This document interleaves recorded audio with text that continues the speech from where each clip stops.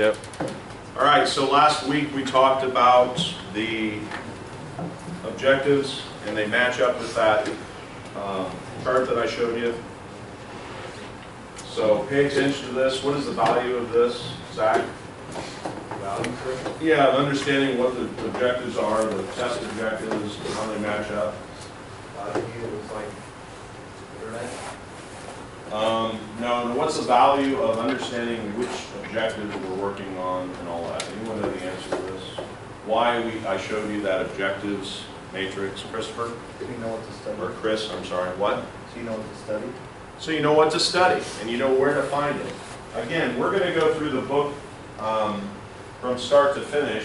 However, if you're going to study on your own to pass this certification test, you need to know where the material is, because once you're done with the book, you want to go back to the objectives, which these break them out. You want to go back to the objectives so that you can prepare for the test on the items that you're missing. We'll give you a sample, or we'll give you a pre-test that has a bunch of questions that are similar to what you'll take on the test itself.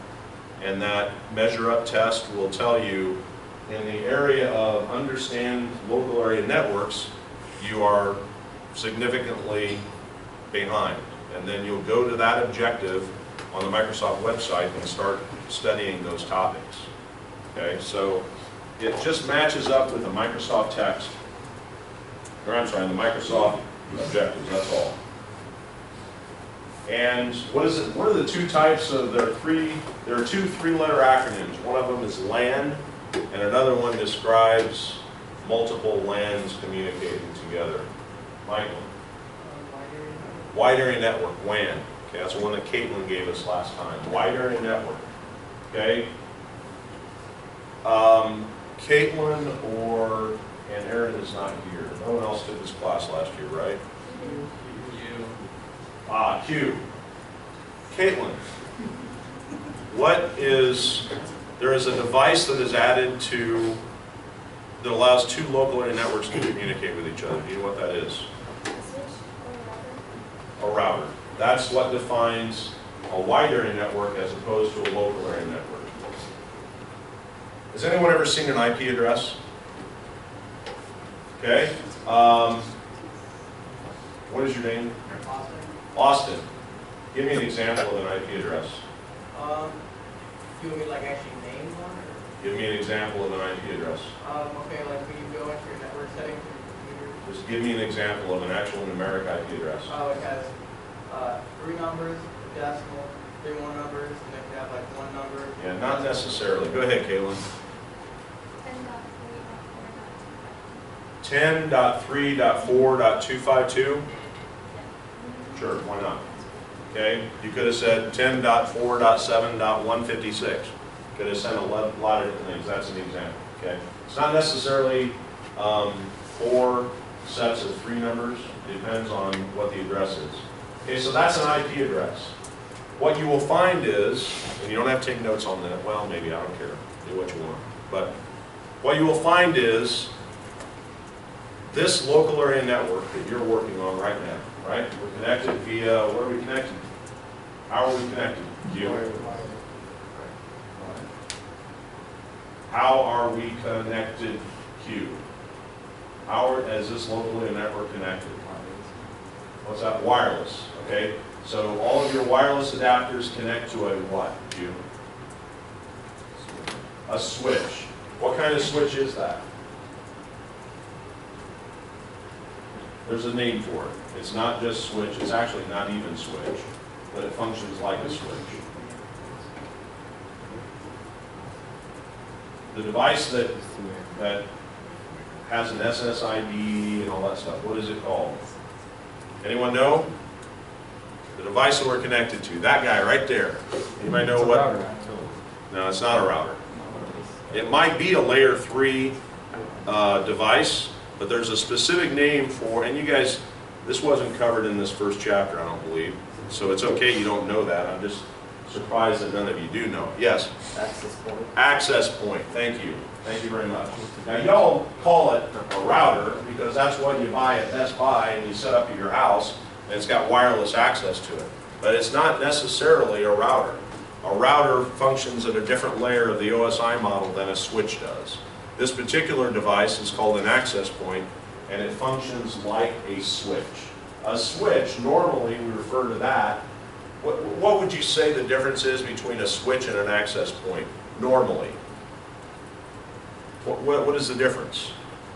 Yes, awesome. An access point is used directly by the user to connect to the... Yeah, that's not where I'm going. Physically, what are the differences between an access point and a switch? Q? A switch has cables connected, whereas an access point just uses RF radio frequencies to communicate, or it could be IR to communicate or to connect devices. Okay, so let's get back on task here. Originally I said we've got a local area network in this class. This local area network has a set of IP addresses. Okay? Your IP addresses cannot talk to a local area network, even if there was a cable connecting this guy directly to the local area network on the other side of the school campus, or the building, or the admin building, or whatever. Even if there was a cable, or a direct line of sight connection between this access point and another access point, unless they have the same network address. Okay?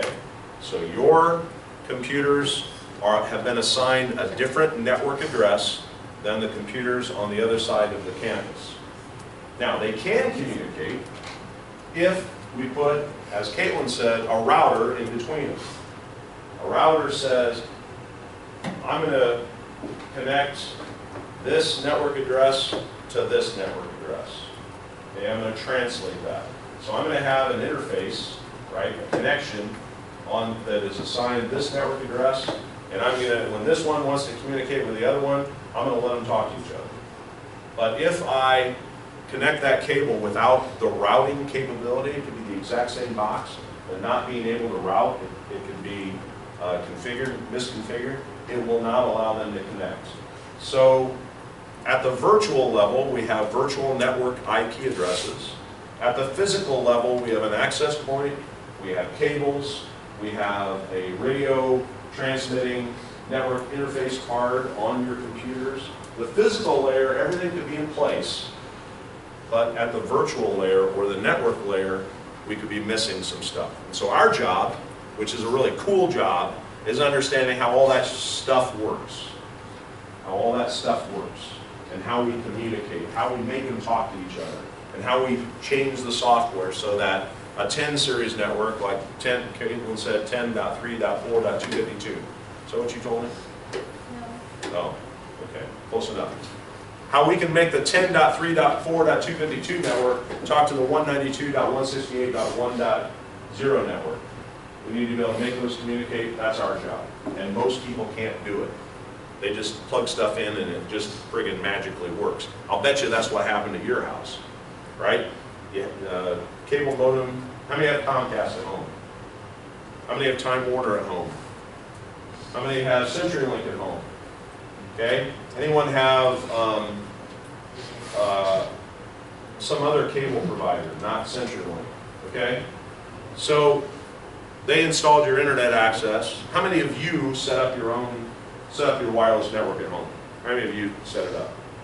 Okay. So you went out to Best Buy or you went out to Walmart and you bought the router that also has wireless access, right? You plug that into the cable modem that CenturyLink or Comcast, or not cable modem, CenturyLink gave you a DSL modem, or Comcast gave you a cable modem, or Time Warner gave you a cable modem, or somebody gave you some box that doesn't have much capability. You went out, you plugged in this wireless access point, and it just worked.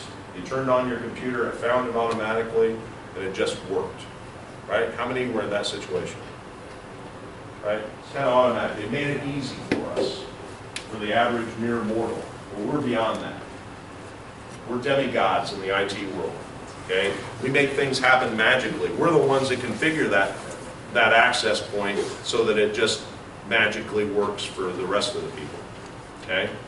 The difference is those are designed for consumers. We're not learning this to support consumers. Give me a definition of a consumer. Huh? no longer. I'm going to raise you above that. Well, actually, we all are consumers. Give me a definition of a consumer. Funny guy.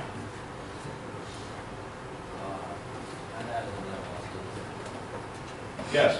Person who buys a product or service. Person who buys a product or service and just, they expect it to work. Okay, that's a good definition. Okay? So a consumer is somebody that goes out, an IT consumer or a computer consumer is goes out, buys a bunch of computer stuff, plugs it in, it just automatically works. Okay? So our job, you know, in a company, you're not going to go out to Best Buy and buy your router. Maybe if you have a small company, that's a possibility. But in most companies, you're going to go out and buy specialized hardware for your specific needs, and then you're going to have somebody configure it. You either pay me $150 an hour to do it, or if you guys learn it and get certified, you have them pay you to do it. And that's the idea. That's the idea. That's what we want to accomplish here.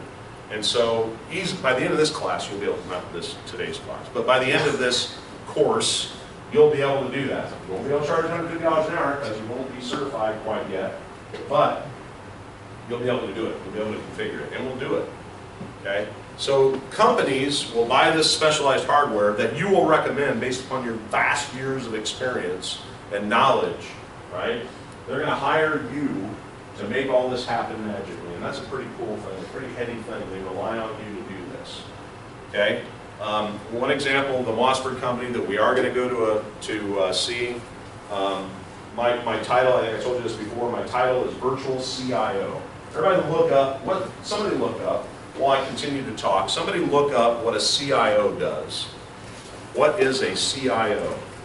Okay, virtual CIO. So this is a 250 person company. No, more than that. 250 users. Plus I've got about 25 to 30 servers. Okay, Joe, what's a CIO do?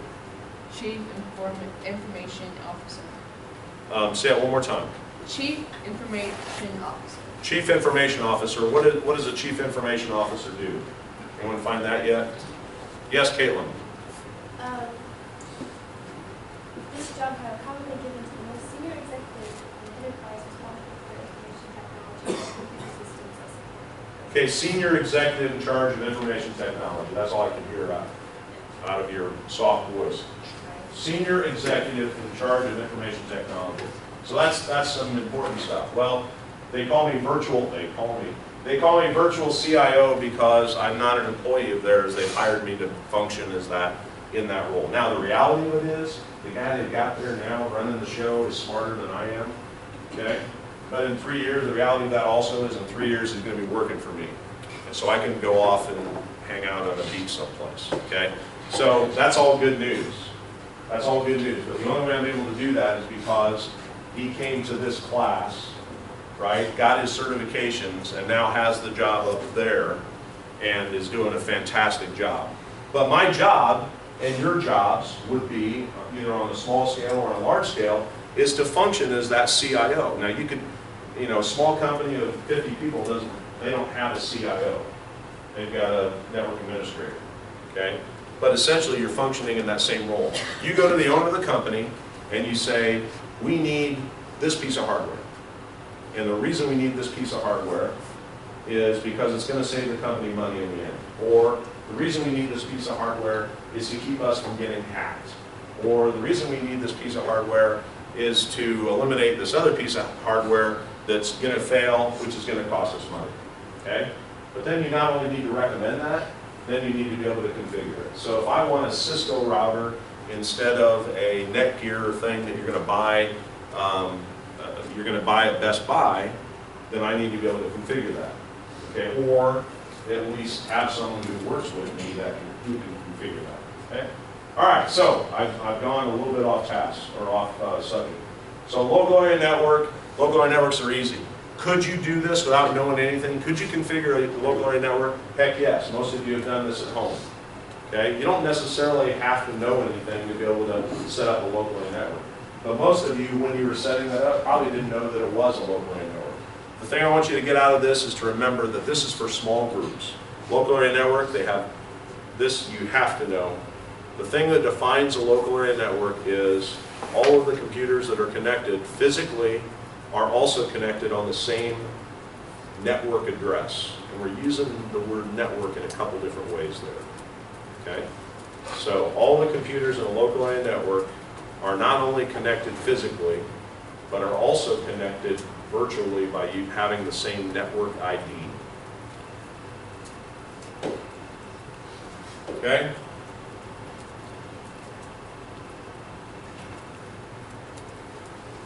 The reason we have local area networks, how do you use your local area network at home? I don't know your name.